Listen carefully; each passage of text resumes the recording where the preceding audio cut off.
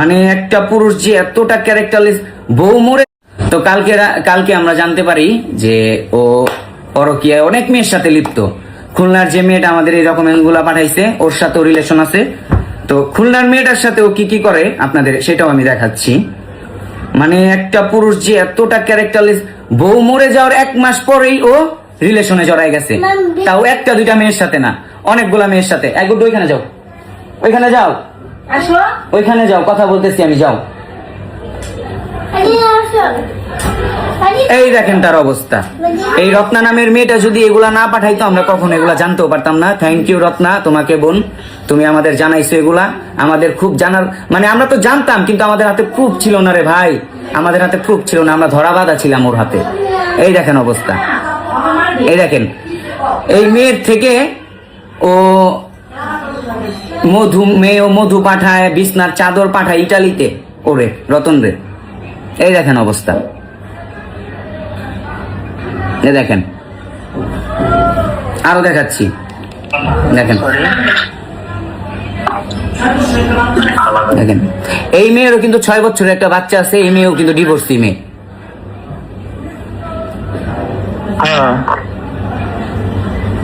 দেখেন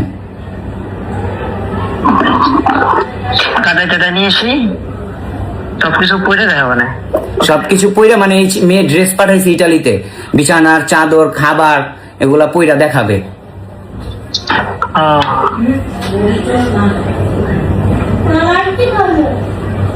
দেখেন। আচ্ছা ঠিক আছে, আগে গাড়ি দেখবো না, তারপর যদি চাপন লাগে চাপাবো না, না চাপন লাগে তার চাপাবো না, দরকার আছে। ঠিক আছে, আরো কিছু দেখাই আপনাদের।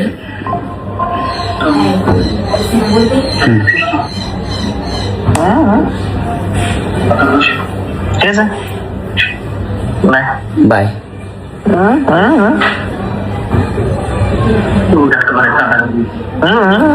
করতেছে, চুমা দিতে বলতেছে। শালা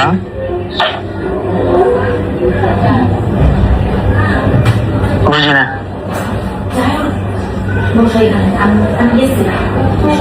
পাগল নাকি? তো এইগুলা জানার পর যখন আমরা ওরে কালকে ফোন দেই বা কল দেই, ও উল্টা আমাদের সাথে পিক আপ। ও বলতেছে, ওনার মেয়েরে বলতেছে, রিদিরে বলতেছে যে তুই, আমি তোর বাবা না, বাবা বইলা পরিচয় দিবি না। আরে ভাই, তুই ইটালিতে থাইকা এইসব বলতে পারতাছস, যদি তুই বাংলাদেশে থাকতি তোর যে কি অবস্থা হইতো তুই এটা ভাবতেও পারতি না। হবে হবে, তোর ফ্যামিলির হবে, তোর ফ্যামিলির মানে কি অবস্থা হবে, কান টানলে মাথা আসবে। তো তোর ফ্যামিলি 12টা বছর, 12-13 বছর, 13 বছর আমার বোনরে বিয়ে দিছি। 13 বছরের মধ্যে মানে 13 দিন ওর শ্বশুর বাড়িতে থাকতে পারে নাই, কারণ ওর ফ্যামিলি তো ভালো না, জঘন্য ফ্যামিলি।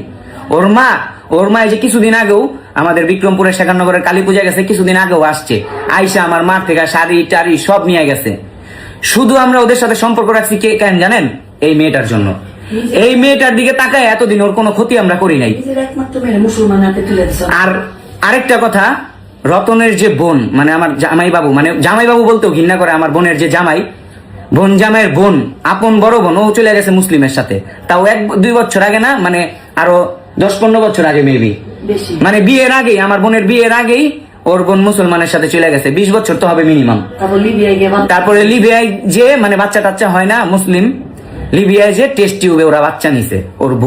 ওর বোন আমাদের বাসায় যখন প্রথম আসে, ওর ইটালির কাগজপত্র জমা দেয়, তখনই আমি ভাবছিলাম ওর বোনের জন্যই এই পরিবার নষ্ট হবে। আর ওর বোনই এই কাজ করছে। ওর বোন হচ্ছে এখন বর্তমানে কই আছে? ফরিদপুরে ফরিদপুর। ওর বোনের পিক আছে, ছবি আছে, একটা ছবি দেখাও তো। ফরিদপুর মেডিকেল কলেজ হাসপাতালের নার্স ও। তোরে বলতেছি চন্দনা, তোর নাম ধরেই বললাম, তুই আমার ভাগ্নির জীবনটা নষ্ট করছিস না? তোদের সবার জীবন নষ্ট করে দিব। তোরা কেউ শান্তিতে থাকতে পারবি না। তোর ভাইয়ের ইটালিতে কতদিন পলায় রাখবি? কতদিন? কালকে ওর ভাইয়েরও বলছে, মানে ওই আমার বোনের জামাইয়ের বোন, যে রিদিরে টাকা পয়সা দেওয়া বন্ধ করে দে, তাইলে ওরা মানে টনক টনে যাবো। টাকা পয়সা তো এমনি দেয় না, 10,000 15,000 টাকা একটা বাচ্চার কি হয়, তাও 2-3 মাস পর পর দেয়। আর রিধির যেই চাহিদা, রিধির যেই ড্রেস, রিধির যেই খাবার, এই 10,000 15,000 টাকা কিচ্ছু হয় না। ও যদি স্বপ্নতে ঢুকলেই ওর 5,000 7,000 টাকার খাবার লাগে প্রতি সপ্তাহে। আর রতনদের বাড়িতে আমার মা গেলে কীর্তনে নিয়ে ভাত খাওয়াই আছে ওদের বাদ দাও না, এগুলো বাদ দাও, তুমি চন্দনার পিক দাও।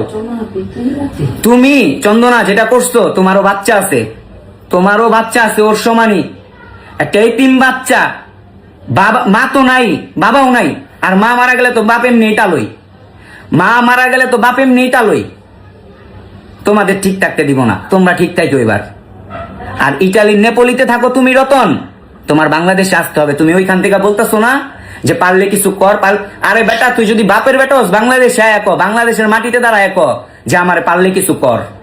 তুই বাংলাদেশে ওইখানে হিজলারাও তো তালি দিয়া বলতে পারে যে আমারে কিছু করতে পারবি না। তুই সামনে এসে বল, তোর যদি জোর থাকে তোর সামনে আসা লাগবে না। যেমন তোর বাপের আর মায়ের হাত করা পড়ায় নিয়ে যাইব, তখন তুই এমনিই আবি বাংলাদেশে, এমনিই আবি। আপনারা এখন বলবেন যে টাকা পয়সা দেওয়া বন্ধ করে দিছে। ভাই টাকা পয়সা তো এমনিই দেয় না।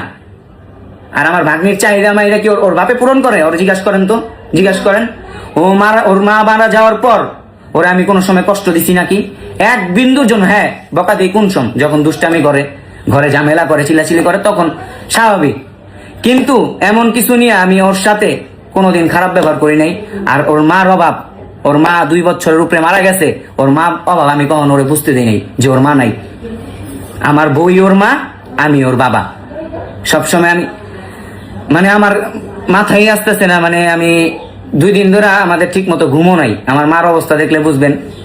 মানে দেশেও যা কইরা গেল, আমার বোনটারও হারাইলাম, তাও ওরে ছেড়ে দিলাম যে না থাক, ওর মতো থাকুক। আমার ভাগ্নিটারে তো দেখতেছে, ভাগ্নিটারে তো দেখবে, এই কারণে ওরা আমরা ছেড়ে দিছি, ওর কোনো ক্ষতি করি নাই। কিন্তু আমরা শুধু আশায় ছিলাম তোর কিছু প্রুফ আমরা পাই। আপনাদের তো শেয়ারই করলাম, আমার বোন মারা যাওয়ার 1 মাস পরেই ও শুরু করে দিচ্ছে ওর নীলা খেলা, মেয়েদের নোট পিক দেখে। আমি ওর সাথে সবকিছু নাই বলি, যেহেতু বাচ্চা মানুষ, মানে ও নিতে পারে নাই। কালকে রাতের থেকে ও কিন্তু ঘুমায়ও নেই ভালো মতো। ও ভাবতেছে যে মাটা মারা গেল, বাপটার স্নেহ পাইতাম, ভালোবাসা পাইতাম, বাপটার থেকেও বঞ্চিত হয়ে গেলাম। রতন, তোর কোনোদিন ভালো হইব না, তুই শুধু একবার দেশে আয়, সত্য কোনোদিন চাপা থাকে না। আর খুলনার যে মেয়েটা, ওই মেয়েটাই আমাদের সত্যি কথা বলছে, ধন্যবাদ বোন। আর তোমারেও ও বিয়ে করলে, তুমি যদি ওরে বিয়ে করো, তুমি সুখী হবা না। এটা তোমার কাছে 100% গ্যারান্টি দিয়ে আমরা বলতে পারবো, তুমি কোনোদিন সুখী হবা না। এই যে দেখেন, হোয়াটসঅ্যাপে এখনো আমার বোনের পিকটাই লাগায় রাখছে রতন, এই দেখেন।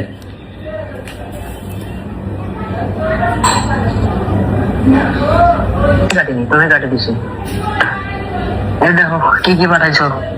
বাংলাদেশ থেকে ইটালিতে মেয়েটাই পাঠায় জামা কাপড়, খাবার দাবার, মাংস, বিছনার চাদর, মধু, ঘড়ি। এই যে দেখেন, আপনারা দেখেন, ঠিক আছে, মধু মধু, এই যে তোমার ডিস্কো প্যান জীবনে পরস নাই, পইরালো বাংলাদেশে এলে আর পড়তে পারবি না। কয়ে দিগো জামা প্যান্ট পড়তে হইব তোর। এই যে গেঞ্জি, কালো সোয়েটার, বড় হবে। তুই একে আমার মার বুক খালি করছস, 2 ওর সন্তান, মা হারা করছস একটা সন্তান রে। আমার মার বুক খালি করছস, তখন কোনো কষ্ট হইব না, যা হওয়ার আম গইছে, যা হারানোর আমরা হারাইছি। আমার মায়েরা কালকে রাইতের থেকে এই পর্যন্ত একটা ফোঁটা চোখের পাতা ফেলায় নাই, ঘুমায় নাই। রতন, রিভেঞ্জ টু রিভেঞ্জ, প্রতিশোধ হবেই। তুই যেখানেই থাকস বিশ্বের, ইটালির নেপোলিতে কতদিন দেশে আসবা না? তোর সব কাগজপত্র কিন্তু আমাদের কাছে আছে, ডকুমেন্ট নাও। বলো তুমি কি বলবা এবার? কান্নাকাটি করবা না, ভালো মতো বলো। এতদিন আমরা তো কোনো প্রমাণ পাই নাই, আমরা ধরতেও পারি নাই। ওরে বাউে রাখছি, সবাই মনে করছে আমরা টাকার লোভে বাউ দিয়ে রাখছি। কিন্তু আমার একটা সন্তান আছে, আমি পরের টাকা কেন খাবো? আমি পরের ছেলের আশা করি না। আমার মেয়েই নাই, মেয়ের জামের টাকা আমি কি করবো? শুধু ওর সাথে আমি ভাও দিয়া চলছি, জ্বর পেটের থেকে আমি কথাগুলি বাইর করতে পারি কিনা। তো আমার মাথার উপরে ভগবান আছে, আমরা সত্য। আমার মেয়েটা সৎ ছিল, যার কারণে কালকে খুলনার মেয়েটা আমার চোখ খুলে দিছে। ওই মেয়েটার কোনো দোষ আমি দেখি না, হয়তো তুই জড়াই গেছে ওর সাথে, কিন্তু ওই মেয়েটা যদি আমার কালকে না জানাইতো, আমি এত কিছু আপনার কাছে কইতে পারতাম না। সব প্রমাণ আদি ওই মেয়েটা আমাকে দিছে। ও আমার মা করে ডাকও দিছে, বলছে তুমি আমাকে রিয়ার জায়গায় বসাও। আর বলছে তুমি ও এত ছেলে থাকতে তুমি এই ছেলেটার পাল্লায় কেন পড়লাম? মা, আমি সন্তান হারা হয়েছি, তোমার মা যেন, তোমার মা যেন সন্তান হারা না হয়। আপনার এদিকে খেয়াল রাখেন, আমার এদিকে খেয়াল রাখেন। ওর বিচার করবোই আমরা, আমরা আর ওরে ছেড়ে দিব না। আমরা হাইকোর্ট পর্যন্ত যাবো, সুপ্রিম কোর্ট পর্যন্ত আমি দৌড়াবো আমার মেয়ের জন্য।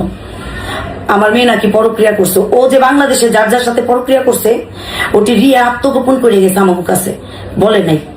এখন তো আত্মগোপন করার মানুষ নাই, এখন তো যাদের সাথে প্রেম করতেছে তারাই আমাদের পাঠাই দিতেছে সবকিছু প্রমাণ। মেয়েগুলি পাঠাই দিতেছে, মেয়েগুলি বলে দিতেছে। তাহলে কত ভদ্রলোকের সন্তান, আর ওর মা বাপ কত ভদ্রলোক। সেদিনও আমার বাড়িতে আইসা আমার কাছে 3-4টা শাড়ি ভিক্ষা করে নিয়ে গেছে।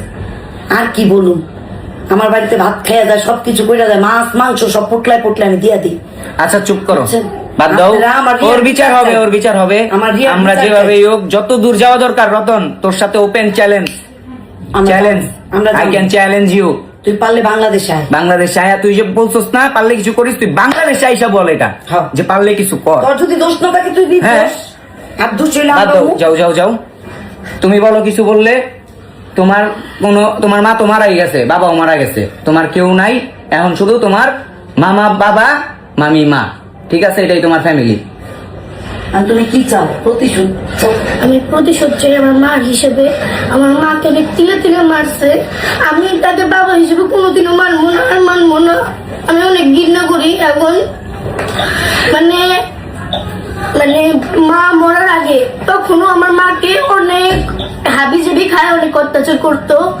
আর বিদেশে যা মেয়েদের সাথে কথা বললাম, মা জানতে পারে। তারপর এই যে 8 মাসের সময় মা আত্মহত্যা বেছে নেয়। আমার মা আমার হারা করছে। মা হারা করছে, আমি মার এখনো স্নেহ পাই নাই। আমি ভাবছিলাম বাবার ভালোবাসা পাবো, পাওয়া হইল না। আমি প্রতিশোধ চাই। আমি প্রতিশোধ নিব, আমার মার হিসেবে মা নিব। তার শান্তি দিয়েছে। আমার মার ইচ্ছা পূরণ করব, যে কিভাবে আমি প্রতিশোধ নিব। আমার মা তিলে তিলে ওরা মেরে ফেলে। অনেক তিল দিছে, মানে এমন ভাবে কথা বলছে, মানে কালী পুজোর সময় এমন কথা বলছে যেটা শুনি না। এর পরের সপ্তাহে মানে যেই শনিবার পূজা করছে সেই শনিবার মারা গেছে। আমার ঠাম্মা দাদু শান্তি দেয় আমার নাই। মানে যখন মানে আত্মহত্যা করবে, তখন কিছুক্ষণ আগে আমার বাবা লাইনে, যাকে আমি বাবা ভাবি না এখন, তারপর আমার ঠাম্মা লাইনে, তাদের লাস্ট কল ছিল এটা। আর তারা অনেক কিছু বলছে, আমার মাকে গালাগালি করছে। আমার বাবা লাস্টের দিয়ে বলে, তুই যদি আমাকে ফোন দিস তোর মেয়ে মরে যাবে, তোকে দিব্যি দিলাম। তারপর আমার মা সহ্য না করতে পাইরা এরকম কাজটা করে। তখন আমি এড়াই গেছিলাম কেন জানেন? এই ঘটনাগুলো আমার বোনের দোষ দিছিলাম কেন? আমরা প্রমাণ পাই। প্রমাণ পাই নাই কোনো, প্লাস কি জানেন, ওর কোনো ক্ষতি করতে চাই নাই। কারণ একটা মেয়ে আছে, মেয়েটা, ওর যদি কোনো ক্ষতি করি ওর মেয়েটারে দেখবে কে? মা তো চলে গেছে, বাবার স্নেহ পায় অন্তত বড় হইব মেয়েটা, এর জন্য আমরা কিছু বলি নাই। যাই হোক, আপনাদের কাছে শেয়ার করার দরকার ছিল, আপনাদের কাছে শেয়ার করলাম বিষয়গুলা। আপনারা সবাই আশীর্বাদ করবেন যেন আমার বোনের মৃত্যুর প্রতিশোধ কি ওরা জানি আইনের আওতায় আনতে পারি, ওর বিচার যেন করতে পারি। আপনারা এই আশীর্বাদ করবেন, আর রিদির জন্য আশীর্বাদ করবেন। রিদির আমি কখনো কষ্ট দিব না বা কষ্টতে রাখবো না, এটা আপনারা জানেন। রিদির আমি কেমন ভালোবাসি। রিদি আমার মেয়ে, ও আমার মেয়ে, আমার পরিচয় মানুষ। ও আমার পরিচয় মানুষ হবে, তোদের পরিচয় লাগবে না। আর রতন, চন্দনা, মহেন্দ্র মন্ডল, ইতিরানী মন্ডল, সাবধানে থাইকো। যে কোনো সময় ওদের দেখা হবে। কোর্টে দেখা হবে তোমাদের সাথে। ভালো থাকবে সবাই।